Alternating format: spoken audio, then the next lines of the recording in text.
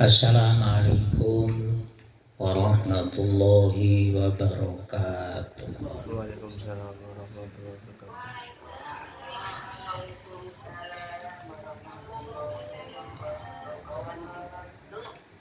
Ila ma'alif al-fatihah. A'udzubillahi A'udzu billahi minasyaitonir rajim. Bismillahirrahmanirrahim. Alhamdulillahi rabbil alamin.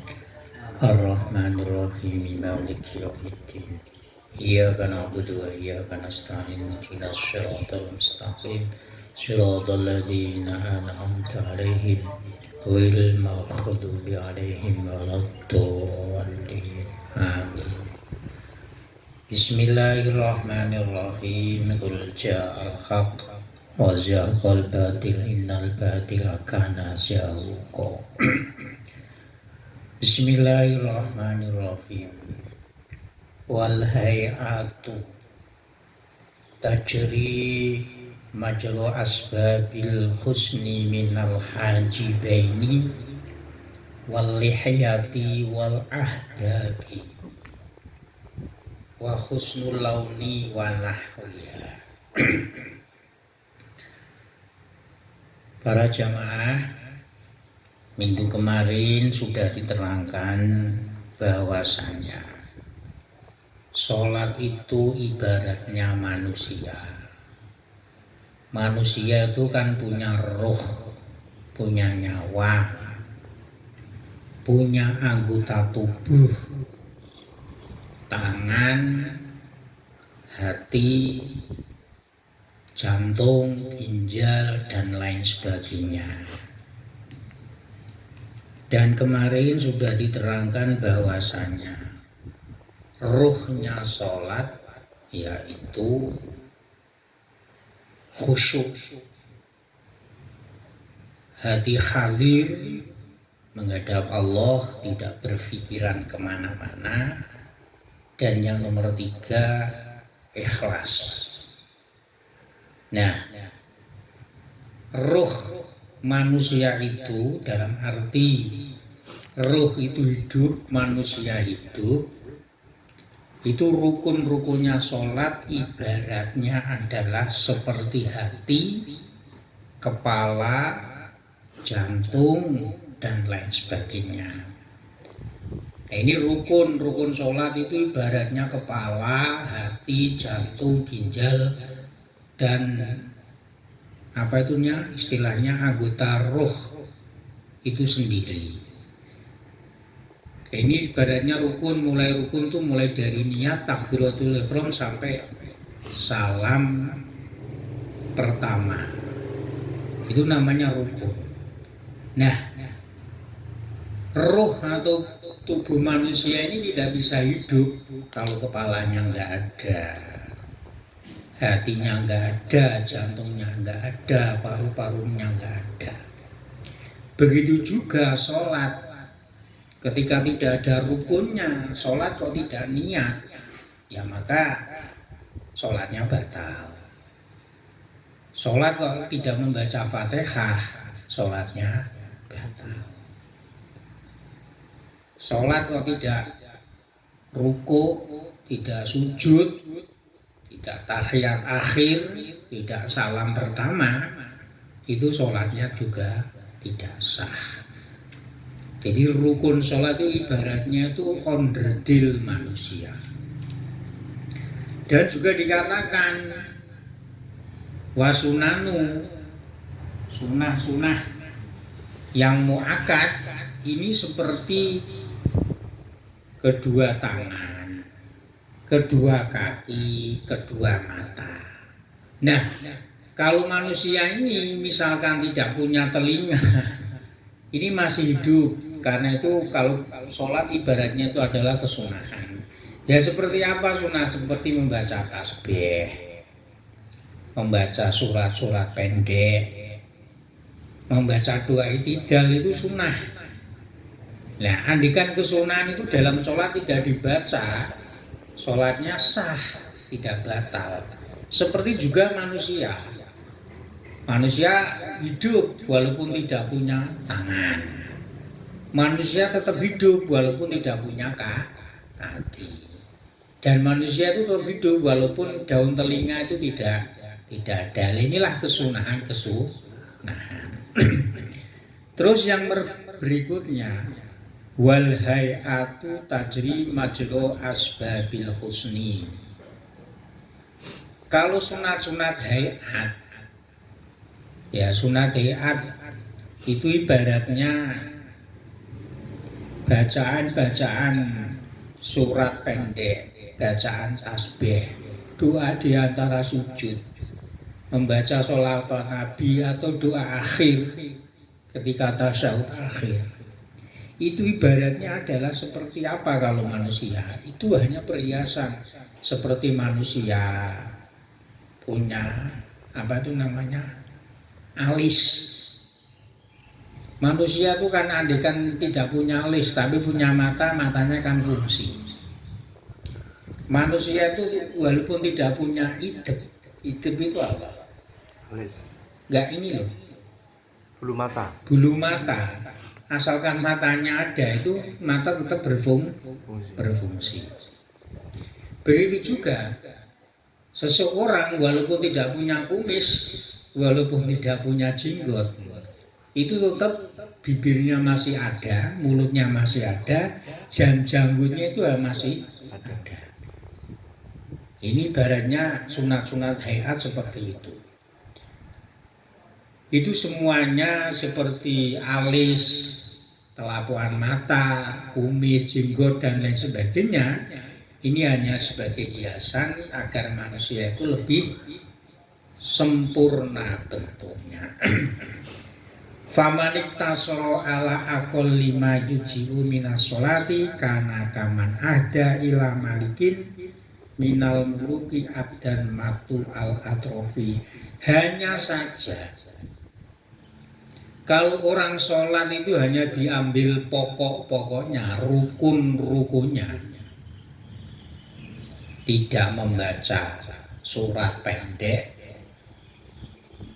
tidak membaca tasbih ketika ruku, tidak membaca tasbih ketika sujud, tidak membaca doa ketika i'tidal atau duduk di antara dua sujud, itu ibaratnya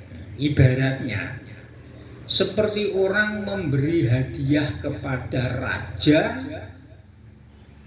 ya, memberikan hadiah seorang hamba. Ini kalau di sini itu hamba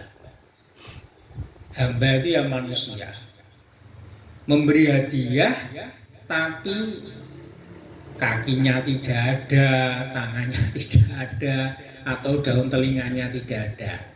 Maka bagaimana? Otomatis tidak sempurna. Begitu juga sholat ini adalah qurbatun, ibadah, mendekatkan diri kepada Allah, wa tuhfatun tutaqarrabu ila hadrati malikil muluk. Dan sholat ini adalah pemberian bentuk pengabdian kita, mendekatkan diri kita kepada zat yang merajai semua raja-raja. Jadi sholat ini bentuk kita itu ibadah, bentuk kita itu menyebutkan, menegakkan diri, menawarkan diri kepada Allah. Maka kawasifatin yudiha biha tolibul kurbah minas salatin ilaihi. Maka kalau sholat ini bentuknya itu adalah bagus, rukun-rukunnya dijalankan, sunat-sunatnya dikerjakan, muakkad hayatnya dikerjakan, maka itu ibaratnya ada seorang wanita cantik diberikan menjadi permaisuri kepada raja-raja. Itu. Misalkan kita ini mau memberikan orang tua itu hadiah, ya bukan wanita lah. Hadiah kepada orang tua, misalkan orang tua itu ulang tahun. atau ada seseorang yang kita cintai ulang tahun, kita memberikan hadiah.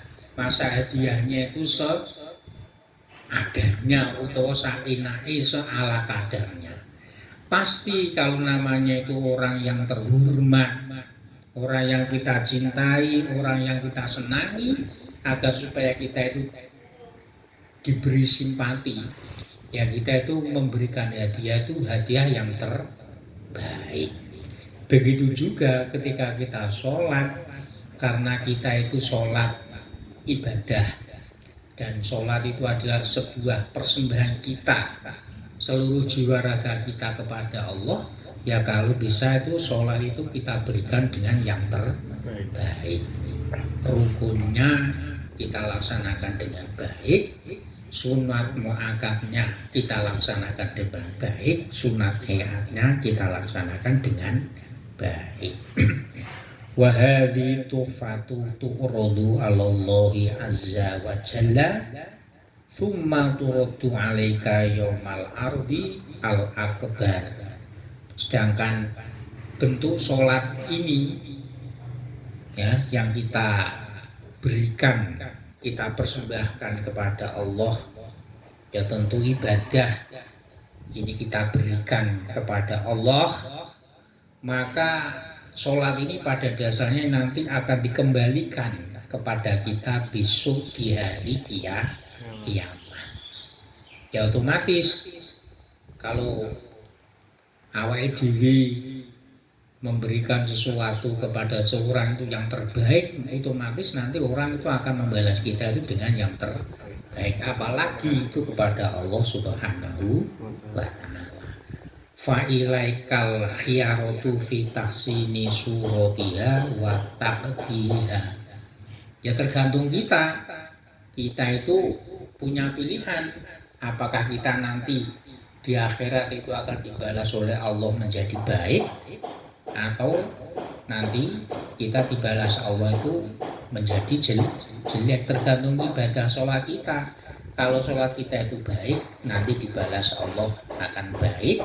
Kalau sholat kita itu hanya kita sepelekan seadanya, ya nanti dibalas oleh Allah dengan seadanya. Fa in ahsanta falinafsika wa in asa'ta fa'alaiha. Maka bila kita berbuat baik, kita memperbaiki sholat kita, maka nanti bermanfaat untuk kita. Sebaliknya kalau kita itu sholatnya itu kita perlakukan seadanya, maksudnya itu rukunnya tidak dijaga, kesunahannya tidak dijaga, ya maka pahalanya sholat itu nanti akan senantiasa tidak baik bagi kita. Ini bentuk daripada sholat. Jadi sholat kalau baik, ya nanti balasannya itu baik. Kalau sholatnya itu kurang baik, nanti balasannya pun juga kurang baik. Bismillahirrahmanirrahim. Bayanus syuruti al-batinati min a'malil qalbi istiratul khusyu'i wa huduril qalbi. Menerangkan syarat-syarat batiniah, yaitu ketika sholat kita kan disyaratkan itu harus khusyuk. Kalau khusyuk itu urusannya hati. Begitu juga hudurul qalbi, hati kita itu hadir, konsentrasi bahwa kita itu menyembah kepada Allah Subhanahu wa ta'ala. Dan yang nomor berikutnya adalah kita itu ikhlas. Iklam anna adillata dzalika katsiratun famin dzalika qauluhu ta'ala wa aqimis sholata li dzikri.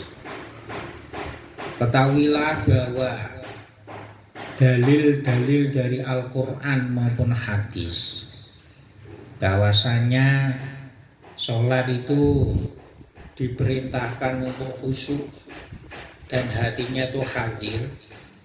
Itu dalilnya banyak sekali, diantaranya yaitu firman Allah wa aqimis sholata li dzikri, yang artinya lakukanlah sholat karena mengingatku.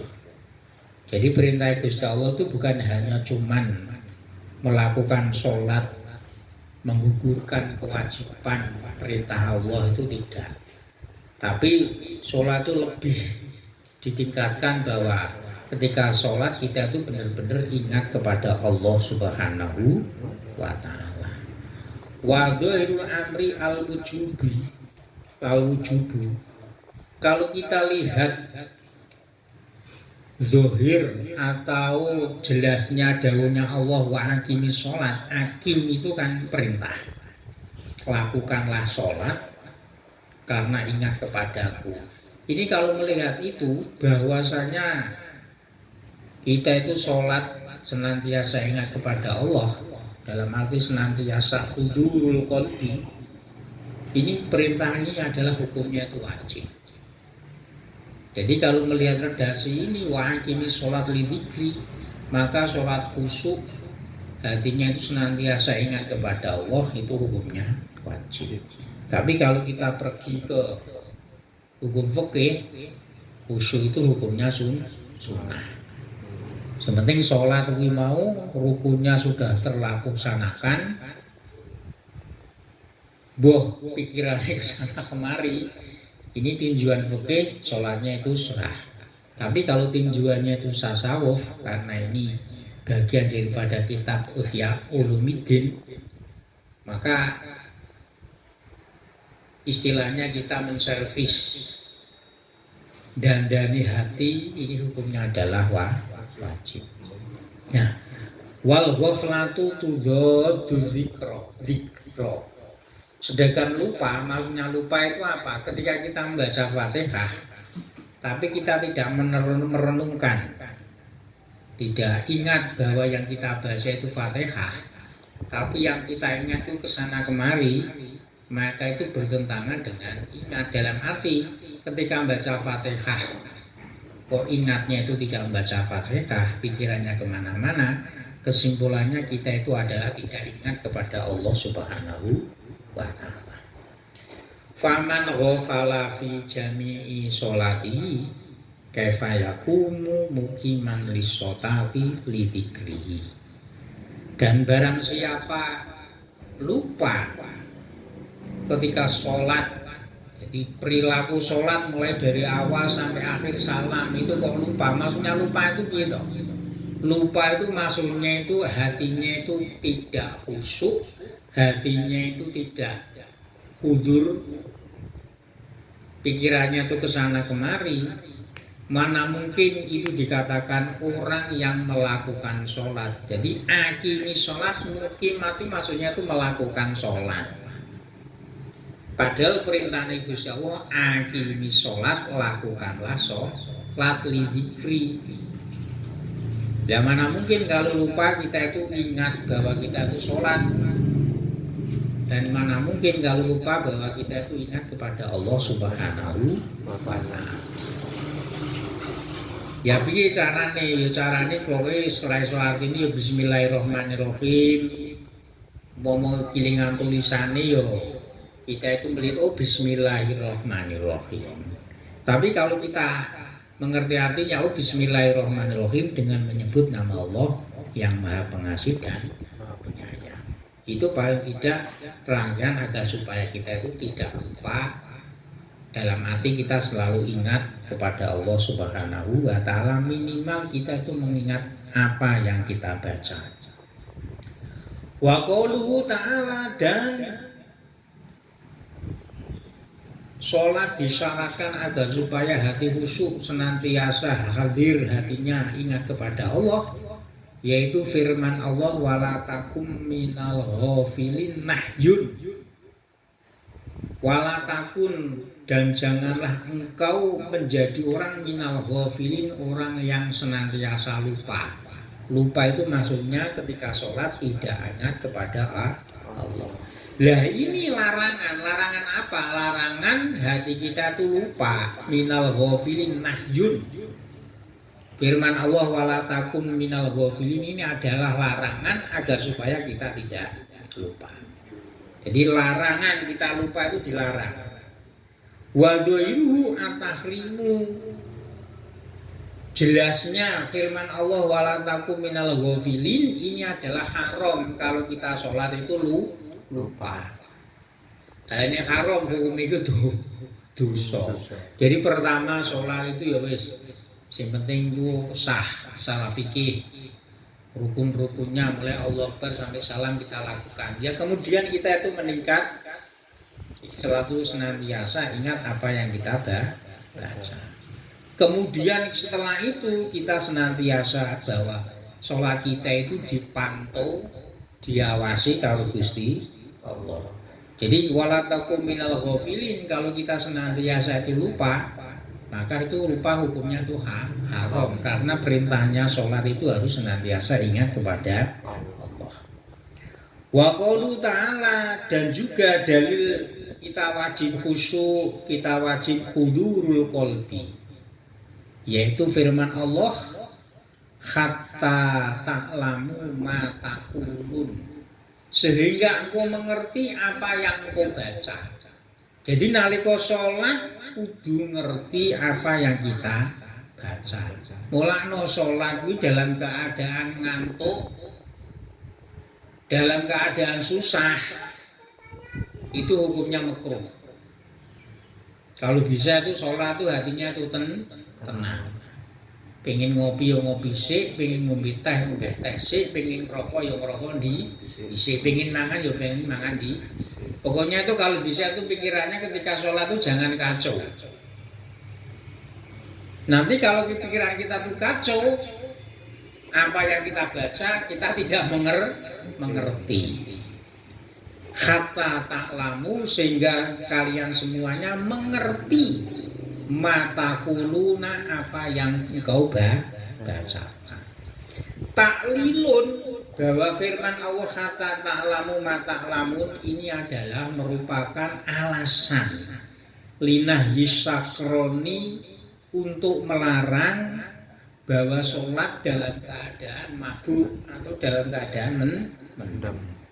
Wa wa muttaridun fil ghafili al mustaghrikil hammi bil waswasi wa afkari dunya. Mendem itu bukan hanya karena mabuk, bukan karena sakau, tapi itu berlaku bagi orang yang lupa ketika sholat. Di antaranya yaitu apa? Dia itu istilahnya itu tertekan oleh kesusahan. Mustarikil hammi, tertekan kesusahan. Bil waswasi, dia itu senantiasa itu was-wasan, ragu. Ibuku tadi itu bener apa tidak, ketika saya tuh buang air kecil air besar tuh, ketika saya tuh cebok itu sudah bersih apa belum. Ini was-wasan terus. Wa afkari dunia, dan beberapa pikiran-pikiran yang ada sangkut pautnya dengan duniawi. Nah, ini betul-betul kita hilangkan, karena pikiran-pikiran duniawi ketika sholat, ketika susah banget, ketika kita itu was-wasan, maka itu nanti akan menyebabkan ketika sholat kita itu lupa apa yang kita baca. Dan ini hukumnya harus kita hilangkan. Wa qauluhu sallallahu alaihi wasallam, innamas sholatu sakanun wa tawadhuun hasrun bil alifi wal lami wa kalimati innama litahqiqi wa tauqidi. Kemudian ada sabda Rasulullah, dawuhnya Kanjeng Nabi, bahwasanya sesungguhnya sholat itu adalah menenangkan hati, wa tawadhuun, dan merasa rendah hati.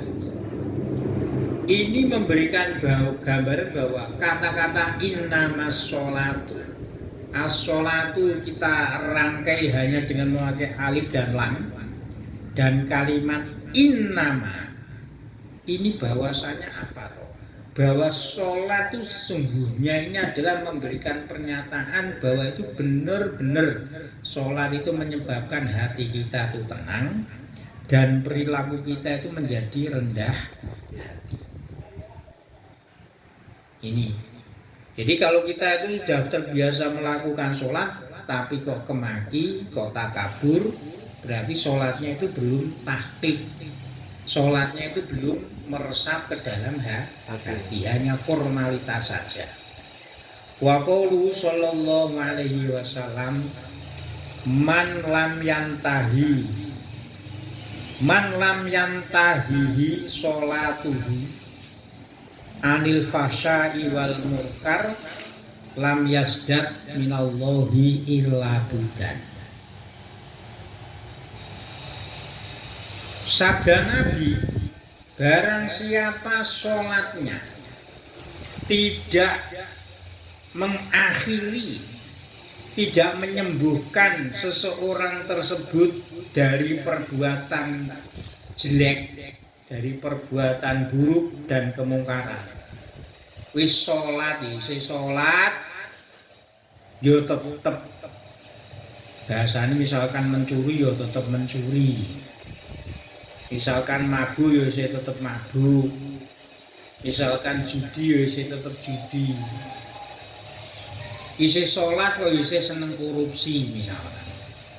Maka kalau demikian, sholat yang tidak bisa merubah seseorang menjadi baik, tetap melaksanakan perbuatan keji dan perbuatan mungkar, maka tidak lain itu sholat itu tidak akan menjadikan kita dekat kepada Allah, tapi akan menjadikan kita itu jauh dari Allah Subhanahu wa Ta'ala. Jadi karena sudah ranahnya itu masuk tasawuf, sholat itu juga menata hati kita, maka paling tidak sholat kita itu membawa dampak positif pada perilaku kita. Kalau nanti sholat kita tidak bisa merubah kita menjadi lebih baik, maka tidak lain kita akan semakin jauh kepada Allah Subhanahu wa Ta'ala. Wa sholatul ghafili la tamna'u minal fahsya'i wal munkar. Dan sholatnya orang yang lupa, sholat ingat kepada hal-hal yang lain di luar sholat, maka sholat itu tidak akan bisa mencegah seseorang dari perbuatan keji dan mungkar. Wa qala sallallahu alaihi wasallam, kam min qaimin hadhu min sholatihi at-ta'abu wan nasbi wa ma arada bihi illal ghafilah.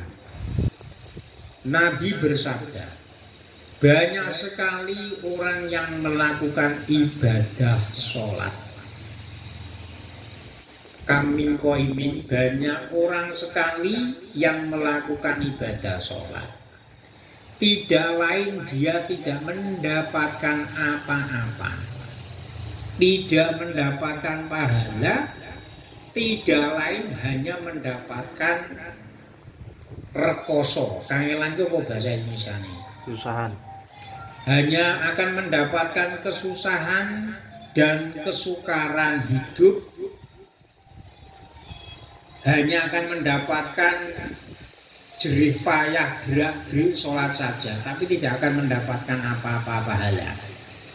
Nah, ini yang dimaksudkan Rasulullah apa? Sholat tidak mendapatkan apa-apa, hanya mendapatkan lelah saja. Tidak lain adalah Kanjeng Nabi mengendaki sholatnya orang yang lupa. Lupa apa? Lupa akan apa yang dia baca, lupa dia bahwa dia menghadap kepada Allah Subhanahu wa Ta'ala. Wa qala sallallahu alaihi wasallam, laisa lil abdi min sholati illa ma aqala minha. Nabi bersabda, bagi seorang hamba ketika sholat tidak lain adalah harus dia itu mengingat apa yang dia baca, ilama aqala minha. Dalam arti begini, sholat seseorang itu diberi pahala, diganjar karo Gusti Allah tergantung apa yang dia pikirkan, ilama akola. Kalau dia itu sholat pikir apa yang dia lakukan sholat, bacaan sholat, ingat kepada Allah, ya maka pahalanya dia itu adalah pahala sholat. Tapi kalau dia itu mikirnya sholat itu dipikir hal-hal yang sifatnya itu di luar sholat. Sholat mikir mengkuning pasar tuku apa. Sholat mikir mengkusuri enake dolan ning ndi. Dan seterusnya, pokoknya itu yang dipikir itu di luar sholat. Ya maka sholatnya itu yang dapat ya apa yang dia pikir. Tidak akan mendapatkan pahalanya sholat. Wa tahqiqu fihi annal musolliya munajjin rabbahu azza wa jalla. Yang pasti mengapa sholat itu disyaratkan khusyuk, disyaratkan huduril qalbi, hatinya itu harus hudur ingat kepada Allah. Karena pada dasarnya seorang yang sholat itu adalah munajin, mengadu, berbisik, mendekatkan diri kepada Allah Subhanahu wa ta'ala. Jadi sholat itu tujuannya itu hanya munajin robbahu, mengadu, berkeluh kesah. Cara Jawa niki wadul ning gone Gusti Allah. Lah nek wadul ya kudune tenanan. Masa jula wadul ning gone bapake karo lingak-linguk iki berarti wadule ora tenan. Nek wadul iki ya mengadu, wadul menghadap dengan sungguh-sungguh. Lho cara pimpinan ya, pimpinan kantor anak buahe pengen mengadukan keluh kesah kekurangan. Lah kok keluh kesahe wadule karo lingak-linguk ora patek legiwa. Pimpinane ya ora patek legiwa. Mengadu itu harus sungguh. Kama waroda bil khobarus, bagaimana hadis yang menerangkan tentang bahwasannya orang sholat itu adalah mengadu berbisik kepada Allah Subhanahu wa ta'ala. Wal kalamu ma'al ghaflati laisa bimunajatin albattata. Sedangkan berbicara mengadu dalam keadaan lupa. Wong ngomong karo pimpinane kok lingak-linguk ora legiwa. Itu bukan dikatakan munajat. Tidak dikatakan berbisik mengadu kepada Allah, itu pasti. Mamane saiki sapa dibilang ngelamar kerja kon menghadap pimpinane, menghadap kok ngomong karo lingak-linguk ora patek legiwa, ya pimpinane ya ora legiwa. Walau khalafal insani wa qala la ashkurunna fulanna wa asna alaihi wa sa'alau hajatan summa jarrot alfadu ad-dalatu ala hadhil ma'ani ala lisani fin naumi lam yaburo fi yaminihi. Jadi misalkan ada seseorang itu sumpah, dia mengatakan saya akan berterima kasih kepada Zula. Ya, saya akan berterima kasih kepada Zula. Dan saya ngelem ini bahasanya apa? Ngelem kalem. Kok ngelem memuji kepada Zula. Misalkan Zula itu pimpinan saya dan saya minta kebutuhan saya, misalkan apa, saya biar diterima kerja di tempat Zula misalkan, ya, dan kata-katanya itu berlaku ketika tidur, jadi kalau lagu. Jadi mamanya aku rada ngene Zula ning kono, lungguh ning kursi apa meja. Aku karo Tronjul, aku terima kerja ning nggonmu, sak enek dhewe. Apa meneh sambil mengigau. Maka kesimpulannya kata-kata saya itu tidak seperti itu. Dalam arti apa, itu tidak dikatakan janji atau sumpahnya. Karena dia itu mengatakan sesuatu yang tidak realistis iki piye. ngomong saenake kuwi tenanan apa ora sambil tiduran.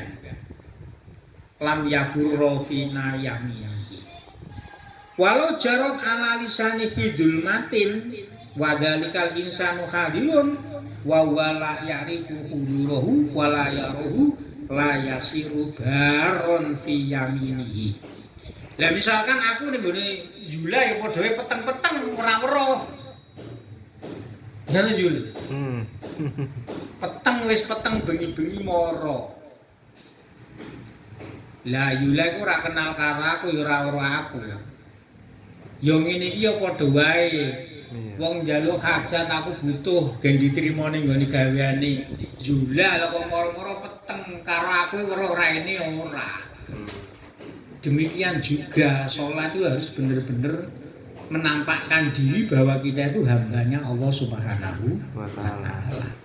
Belum mengapa ketika peteng-peteng karo ngomong rodok ngelantur itu ora dianggap itu janji sumpah kepada Allah atau kepada seseorang. Idza yakunu kalamu khitaban wa nutqan ma'ahu malam yakun wa hadirun fi qalbihi. Mergo ngomong ngelantur ora tenanan. Ngomong ning peteng-petengan. Ngono kuwi ora diarani ngomong, ya ngomong sak ora kenal. Saiki peteng-petengan lho, peteng ora ono lampu, wis peteng-peteng. Lah kowe ngomong-ngomong karo aku, iki jane iki sapa sing ngomong iki? Setan apa gendruwo? Ya makanya seperti hal ini tidak berlaku. Ya. Dalam arti piye? Salat ya harus memenuhi syarat dan rukun. Dalam arti sholat ora oleh peteng-petengan, mati peteng-petengan iki ora jelas. Iki jane iki sholat apa gak sholat kok gak pikirane kok tekan ngendi? Lah ini enggak boleh. Illa annau fi bayadin hari ghafilun liqanihi mustariqul hammi bi fikrin minal afkari. Walam yakun lahu qasdun wajil khitaba ilaihi indan nutqihi lam yasir baron fi yaminihi. Jadi ketika kita itu ngomong kepada seseorang, ketika kita itu menghamba kepada Allah, tapi pikirannya itu ngelantur kemana-mana, maka pada dasarnya dia itu bukan termasuk orang yang janji menghadap kepada Allah Subhanahu wa Ta'ala.